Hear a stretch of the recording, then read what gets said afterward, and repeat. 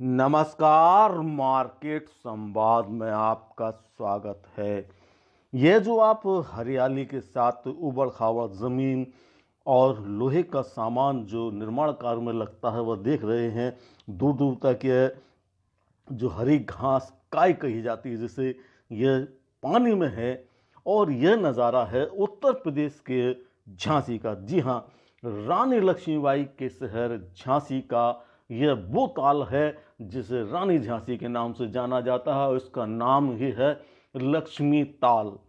जी हाँ, यह वो लक्ष्मी ताल है जिसको लेकर फिलहाल एक बड़ा प्रोजेक्ट जनता के सामने रखा गया है, जिसमें कहा गया है कि इस ताल में बीच में एक रानी लक्ष्मीबाई की एक बड़ी स्टैचू लगेगी। ताल को चारों तरफ से सुंदरीकरण का कार्य किया जाएगा। लेकिन फिलहाल हम आपको इसकी ताज़ा स्थिति यानी आज की स्थिति दिखा रहे हैं, जहां आप देख सकते हैं कि सिर्फ खुदाई और पानी के अलावा कुछ नजर नहीं आ रहा होगा, क्योंकि अब इस लक्ष्मी ताल के सुंदरीकरण को लेकर कई सारे सवाल खड़े हो रहे हैं। इन सवालों में पैसों का जो कार्य होना है वह पैसे कहाँ गए, पहले जो निर्माणदायी संस्था थी वह अब बदल कर किस पर पहुंच गई, ये हम आपको बताते हैं। दरअसल 82 एकड़ के एरिया में फैली यह लक्ष्मी ताल पिछले कुछ सालों पहले सुंदरता के घेरे में जब लाई गई तो इसका निर्माण का कार्य राज्य निर्माण निगम को दिया गया और उस दौरान 54 करोड़ रुपए रिलीज किए गए। बाद में यह प्रोजेक्ट फिलहाल अभी की स्थिति में यह स्मार्ट सिटी में फिलहाल पहुंचा दिया गया है। प्रोजेक्ट यानी सुंदरीकरण का काम स्मार्ट प्रोजेक्ट में पहुंचा दिया गया है। अब स्मार्ट सिटी प्रोजेक्ट में पहुंचने के बाद इसकी लागत एक बार फिर से बढ़ गई है, लेकिन कार्य की गति उतनी ही तेजी से नीचे आ गई है। लोहे के जो रैंप खड़े हैं, खुदाई है, चारों तरफ से बाउंड्री बना दी गई है, बीच में ताल देख सकते हैं पानी भरा हुआ है। लेकिन पिछले 1-2 सालों से जिस प्रकार से सुंदरता को लेकर इसके कार्य का बखान किया जा रहा है वह धरातल पर कुछ भी नजर नहीं आ रहा है, जबकि यह ताल अतिक्रमण के चलते काफी छोटा हो गया है। कई संगठनों इसको लेकर सवाल उठाए हैं।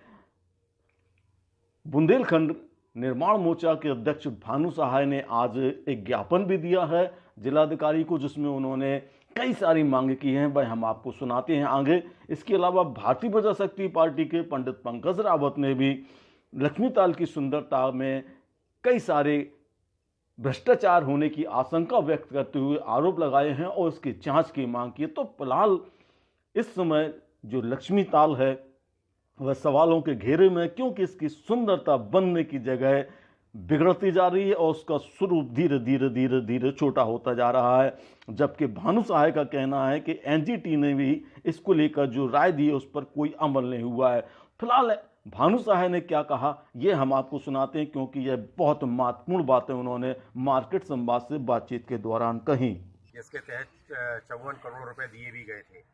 कार्यदायी संस्था निर्माण निगम को बनाया गया था, लेकिन दुर्भाग्य ये है कि आधा अधूरा काम हुआ।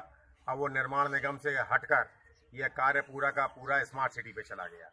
अरे ये पैसा जा कहाँ रहा है और काम हो कैसे रहा है? 82 एकड़ ज़मीन है। एनजीटी में इसका प्रस्ताव डाला गया बाकायदा। एनजीटी से इनको दिशा निर्देश प्राप्त हुए हैं कि 2 महीने में 82 एकड़ ज़मीन नाप के दो। आखिर वो क्या परेशानी आ रही है आपके सामने कि आप 82 एकड़ ज़मीन पूरी नहीं निकाल पा रहे हो? वो क्या परेशानी आपके सामने आ रही है कि आप डर के मारे लोगों के लिए ज़मीन छोड़ रहे हो? ये ताल की जगह तलैया करे दे रहे हो आप। कम से कम बुंदेलखंड के लोगों को इतना परेशान मत करो। हमारा लक्ष्मी ताल जो महारानी लक्ष्मीबाई के नाम से जाना जाता था उसकी सुंदरता बहाल करो। इतना पैसा अगर आपको मिला है उस पैसे को लगाओ। ये तय मान लो कि तुम भाग नहीं पाओगे।